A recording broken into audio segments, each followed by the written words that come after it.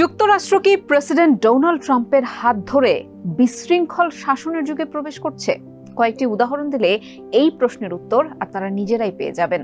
যেমন কানাডা ও মেক্সিকোর বিরুদ্ধে কঠোর শুল্ক নীতি আরোপের কথাই ধরুন না কেন, শুল্ক আরোপের পরদিনই গাড়ির ওপর থেকে শুল্ক 1 মাসের জন্য স্থগিত করলেন তিনি।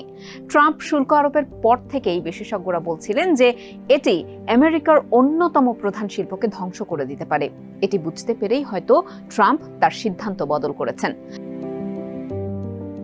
আবার গত সপ্তাহে ইউক্রেনের প্রেসিডেন্ট ভলোদিমির জেলেনস্কি হোয়াইট হাউসে আসেন। সেখানে কি ঘটেছে তা পুরো বিশ্ব জানে, এমনকি জেলেনস্কিকে ওভাল অফিস থেকে বের হয়ে যেতেও বলা হয়। আরেকটি ঘটনা বলি, মার্কিন সংবাদ মাধ্যম সিএনএন বলছে ইলন মাস্ক সরকারি দপ্তরগুলোর ওপর কার্যত চেইনসো চালিয়ে যাচ্ছেন। মানে তিনি এলোমেলোভাবে কর্মীদের বরখাস্ত করছেন এবং সরকারি সংস্থাগুলোকে একের পর এক উধাও করে দিচ্ছেন। এর ফলে নাগরিক ও শিল্প প্রতিষ্ঠানগুলো যারা সরকারি অর্থায়নের উপর নির্ভরশীল তারা অনিশ্চয়তার মধ্যে পড়েছে। ঠিক এমন এক সময়ে যখন মার্কিন অর্থনীতি দুর্বল হয়ে পড়ছে এবং এইসব ধাক্কা সহ্য করার ক্ষমতা তাদের কমে এসেছে।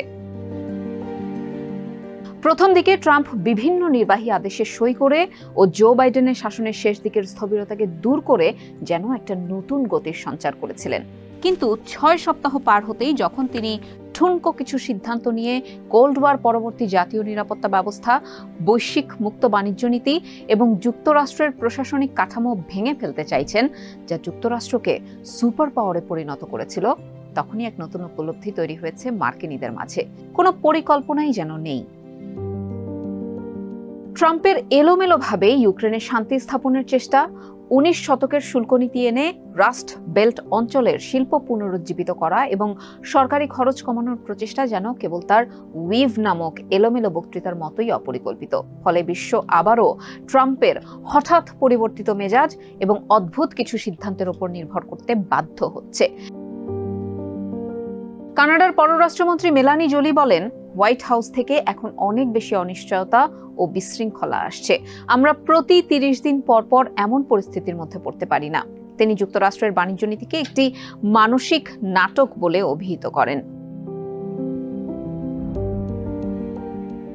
যুক্তরাষ্ট্রের মিত্র দেশগুলো প্রায়ই দ্বিধায় পড়ে যায়, আসলে ট্রাম্প কি করতে চাইছেন।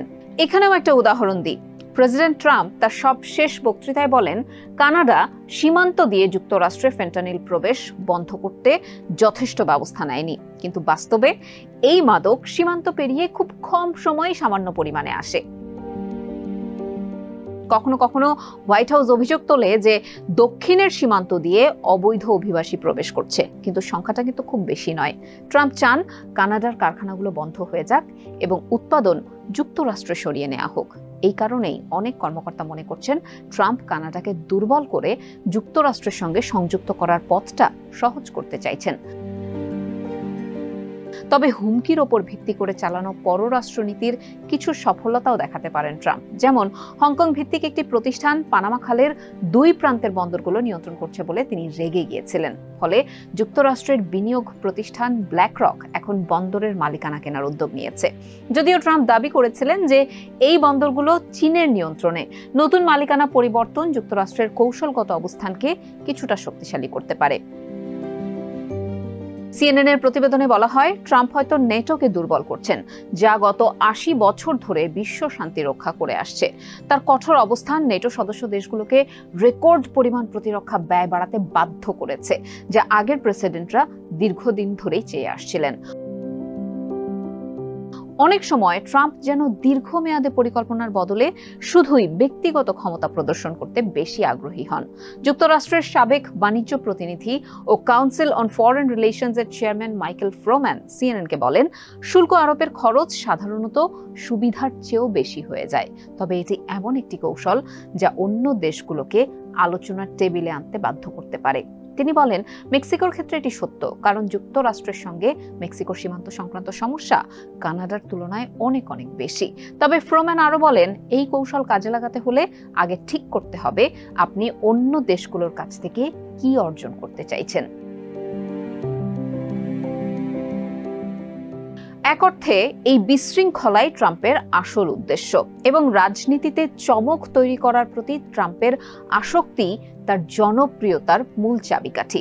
অনেক মাগা বা মেক আমেরিকা গ্রেট এগেইন সমর্থকদের কাছে ট্রাম্পের সবচেয়ে বড় শক্তি হলো তিনি ডেমোক্র্যাটদের, গণমাধ্যমকে এবং বিদেশি সরকারগুলোকে ক্ষুব্ধ করতে পারেন। আর যারা জাতীয়তাবাদী ও জনসাধারণের পক্ষে থাকার দাবিদার, তাদের জন্য ওয়াশিংটনে বিশৃঙ্খলা সৃষ্টি করা এবং সরকারি সংস্থাগুলো ধ্বংস করাই প্রশাসনিক ব্যবস্থাকে ভেঙে ফেলার একটি কৌশল। সিএনএন বলছে ট্রাম্প তার এই পদ্ধতি শিখেছেন নিউ ইয়র্কের ম্যানহাটনে তার নিজের নামের সুউচ্চ ভবনের অফিস থেকে। একজন রিয়েল এস্টেট ব্যবসায়ী হিসেবে তিনি বুঝেছিলেন কিভাবে অদ্ভুত সব দাবি, হঠাৎ তর্ক বিতর্ক এবং আচমকা অবস্থান পরিবর্তনের মাধ্যমে প্রতিপক্ষকে বিভ্রান্ত করতে হয়।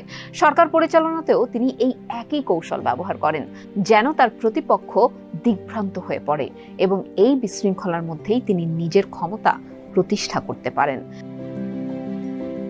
কিন্তু যেখানে রিয়েল এস্টেট ব্যবসায় অনিশ্চয়তা সৃষ্টি করা একটি শক্তি হতে পারে, সেখানে একটি দেশ, অর্থনীতি বা পুরো বিশ্ব চালানোর ক্ষেত্রে এটি বড় দুর্বলতা। কারণ এই ধরনের ক্ষেত্রে ধারাবাহিকতা এবং পূর্বানুমানযোগ্যতাই অনেক বেশি গুরুত্বপূর্ণ।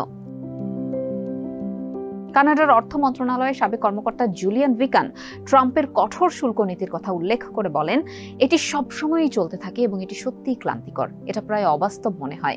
সত্যি কি এটা ঘটছে, নাকি এবারও শুধুই নাটক? বর্তমানে মন্ট্রিয়ালের ম্যাকগিল বিশ্ববিদ্যালয়ে শিক্ষকতা করা জুলিয়ান আরও যোগ করেন, সম্ভবত এখানে মূল কৌশলই অনিশ্চয়তা তৈরি করা। এটা শুধু শুল্ক নয়, অন্য কিছুই নয়, বরং ইচ্ছাকৃতভাবে বিশৃঙ্খলা ও অনিশ্চয়তার অনুভূতি সৃষ্টি করা।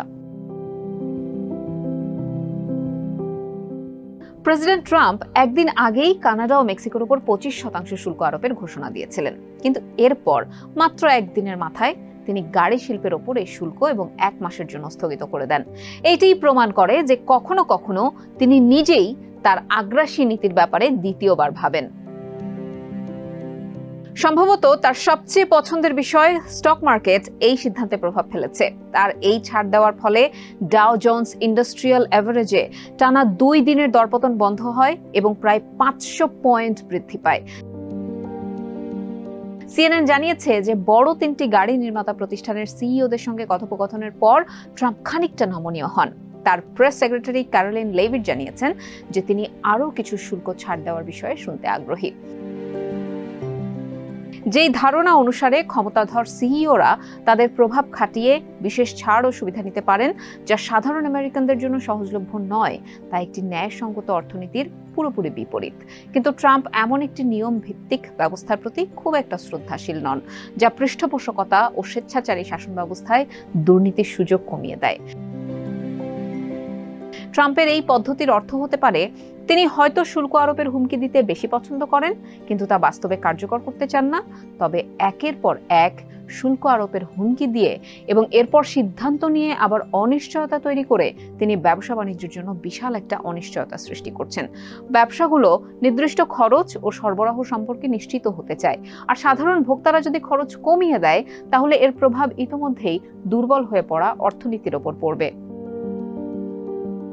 এক সংবাদ সম্মেলনে বাইডেনের ন্যাশনাল ইকোনমিক কাউন্সিলের সাবেক ডেপুটি ডিরেক্টর ভারত রামামূর্তি বর্তমান প্রশাসন কি করতে যাচ্ছে সেই বিষয়ে এত বেশি অনিশ্চয়তা আছে যে শুধু শুল্ক আরোপের সম্ভাবনাই অর্থনীতির জন্য বড় বাধা হয়ে দাঁড়িয়েছে বলে বলেন তিনি আরো বলেন, আমাদের মিত্রদের ওপর উল্লেখযোগ্য শুল্ক আরোপের আশঙ্কায় অনেক বিনিয়োগ আটকে আছে এবং আগে ভাগেই দাম বাড়ানো হচ্ছে, যার পুরো বোঝা শেষ পর্যন্ত ছোট ব্যবসার এবং সাধারণ ভোক্তাদের ওপরই পড়বে।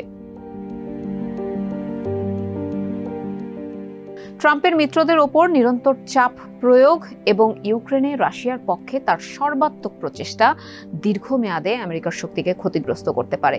ব্রেকআউট ক্যাপিটালের প্রতিষ্ঠাতা এবং প্রধান বিনিয়োগ কর্মকর্তা রুচির শর্মা সিএনএনকে বলেন, যে ঘটনা আমরা এই সপ্তাহে দেখেছি তা হলো ডলারের দাম ব্যাপক কমে গেছে। এটি প্রকাশ করছে যে বিশ্ব আজ নিজের কাজ সঠিকভাবে করছে এবং আমি মনে করি বিনিয়োগকারীরা লক্ষ্য করছেন যে আমেরিকার এই নীতিগত অস্থিরতার কারণে অন্যান্য দেশেও বিনিয়োগের সুযোগ রয়েছে। অতএব আমেরিকার জন্য বিপদ হলো ট্রাম্পের আরও 4 বছরের অস্থিরতা বিশ্বকে এমনভাবে রূপান্তরিত করতে পারে যা তার আমেরিকার আধিপত্যের দর্শনের সঙ্গে সঙ্গতিপূর্ণ নয়। কিন্তু আমেরিকানরা তা বাইরে থেকে দেখতে থাকবে।